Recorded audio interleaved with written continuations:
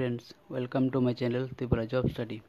আজকের ভিডিওতে আমরা টিপিএসসি পরিচালিত কম্বাইন্ড ওয়ান ইন্টারভিউয়ের 15 এবং 16 ফেব্রুয়ারি যে কোয়েশ্চেন করা হয়েছিল তা নিয়ে আলোচনা করব।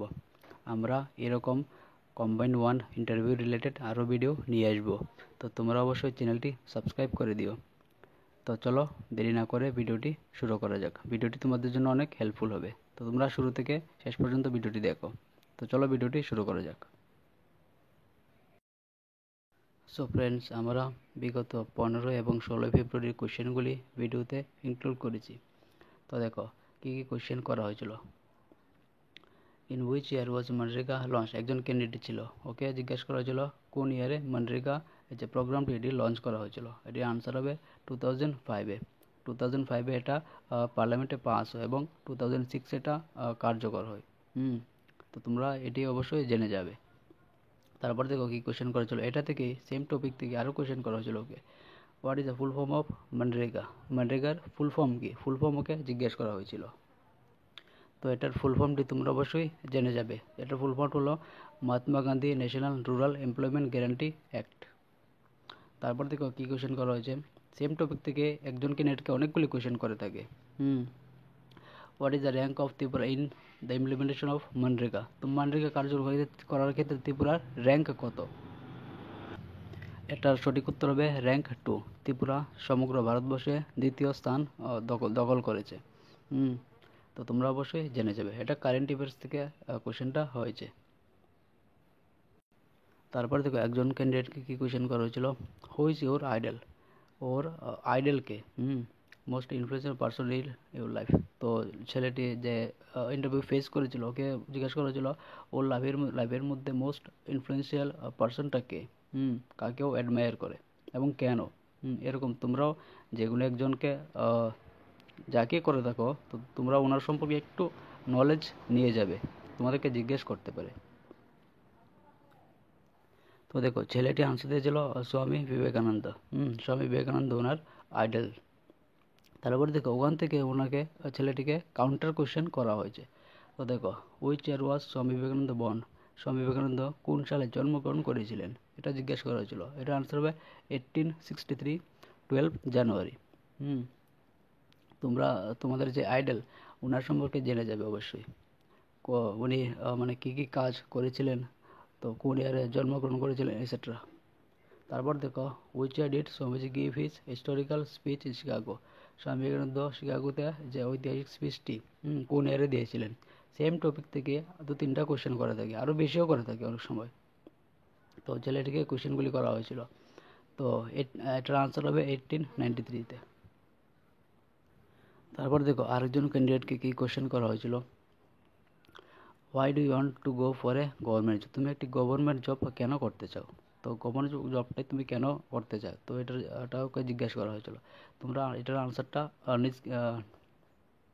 গুছিয়ে দেবে। যদি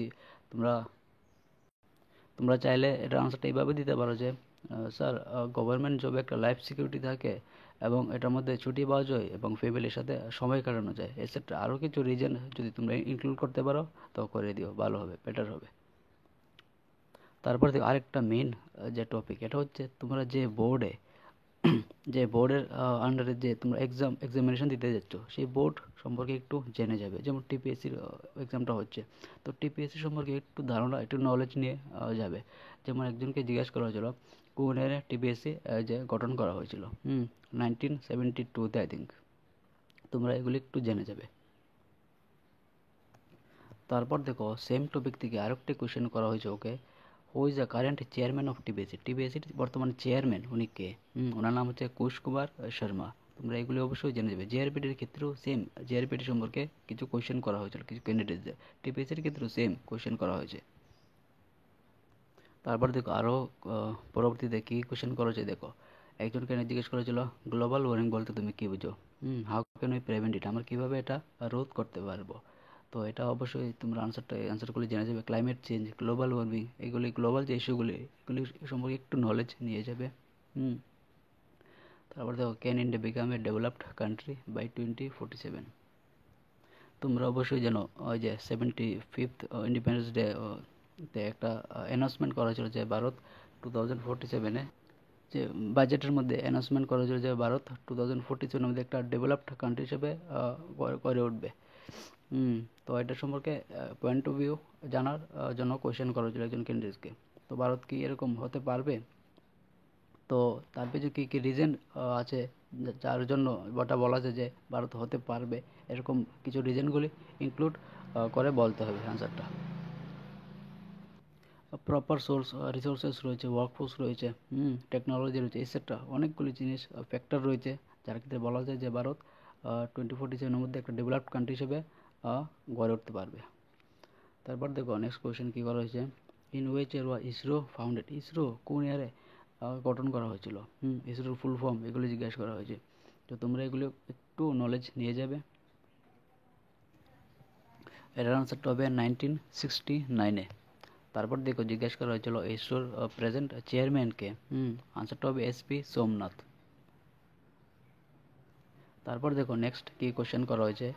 তো তোমরা জানো কিছুদিন আগে এই যে 15 ফেব্রুয়ারি আগে একটা প্রটেস্ট হচ্ছিল ত্রিপুরার মধ্যে।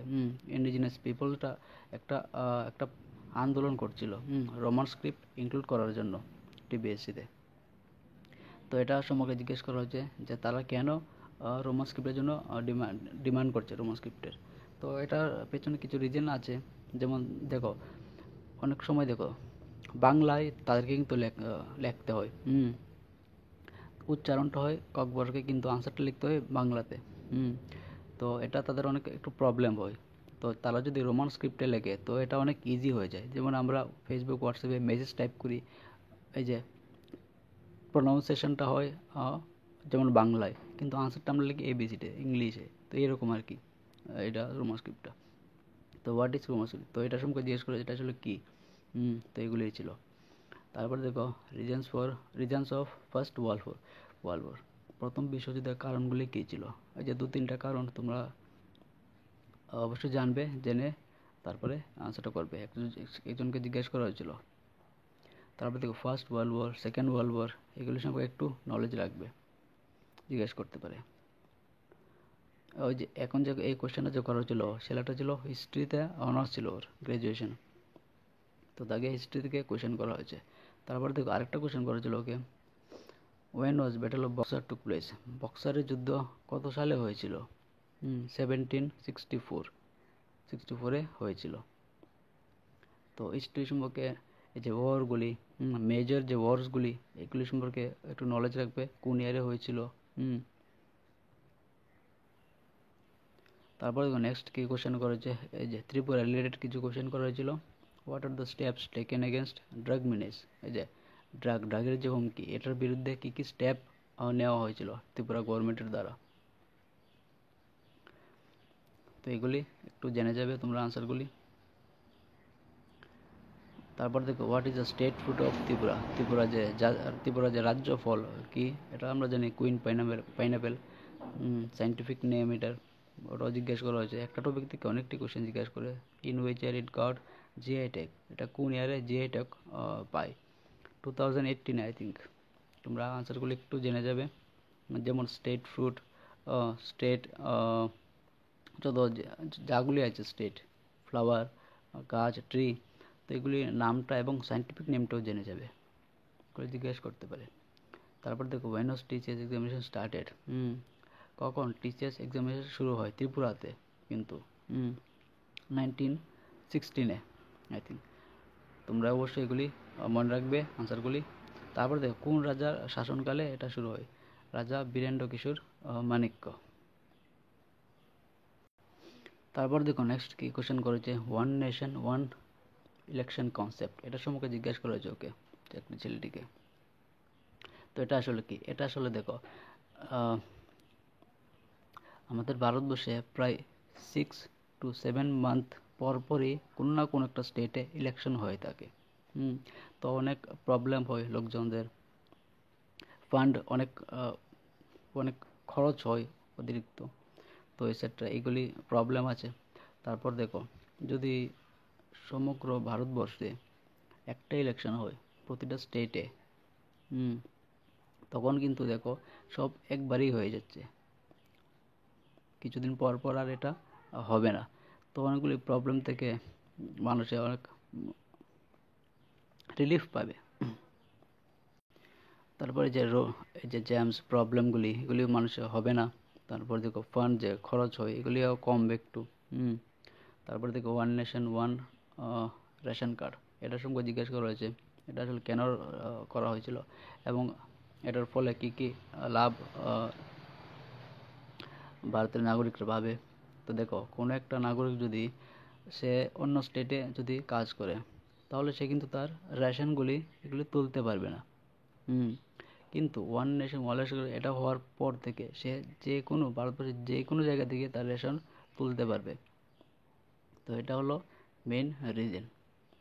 তারপরে দেখো what are the major problems in ত্রিপুরার যে বৃহৎ প্রবলেমসগুলি এগুলি কী কী এবং এগুলো কীভাবে দূর করা যায় এগুলো একটু জানবে। যেমন আনএমপ্লয়মেন্ট রয়েছে, আন্ডার ডেভেলপমেন্ট এগুলি রয়েছে, যোগাযোগ ব্যবস্থা। তারপরে দেখো কী কোয়েশ্চেন করেছে এটা থেকে, why is Tripura still undeveloped state. Tripura এখনও পর্যন্ত একটি অনুন্নত রাজ্য কেন? এর পেছনে অনেকগুলি কারণ রয়েছে। যেমন ত্রিপুরা একটা ল্যান্ডলক স্টেট, যোগাযোগ ব্যবস্থারও প্রবলেম রয়েছে,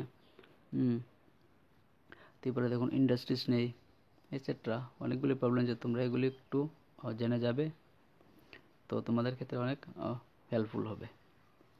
তো এটি ছিল কিছু কোয়েশ্চেন যা 15 এবং 16 ফেব্রুয়ারিতে করা হয়েছে। তো আগামী দিনে এরকম টাইপেরই কোয়েশ্চেন করা হবে আশা করি। তো তোমরা অবশ্যই এগুলি একটু ধারণা নিয়ে নলেজ নিয়ে যাবে। তো সবাইকে best of luck, thank you, ধন্যবাদ।